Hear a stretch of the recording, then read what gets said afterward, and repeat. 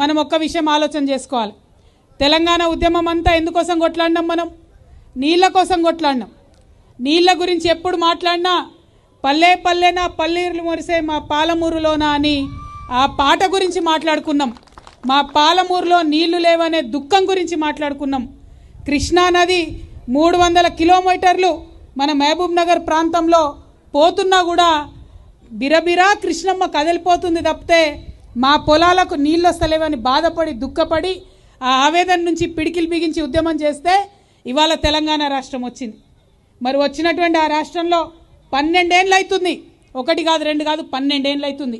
ఈ 12 ఏళ్లలో పాలమూరుకి ఒక్కటంటే ఒక్క ఎకరానికి కూడా కృష్ణా నీళ్ళు రాలేదు. అంతకుముందు పెండింగ్ ఉన్నటువంటి లిఫ్టులు, అది భీమా కావచ్చు, నెట్టంపాడు కావచ్చు, కల్వకుర్తి కావచ్చు, కోయిల్ సాగర్ కావచ్చు, అన్నీ 50% పూర్తి చేసుకున్నాం. అవి కూడా సంపూర్ణంగా పూర్తి చేసుకోలే.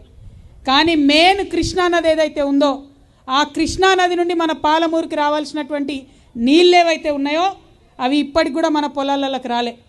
12 ఏళ్ళు అయినాయి. 10 ఏళ్ళు బీఆర్ఎస్ ప్రభుత్వం ఉండే, 2.5 ఏళ్ళు కాంగ్రెస్ ప్రభుత్వం ఉన్నది.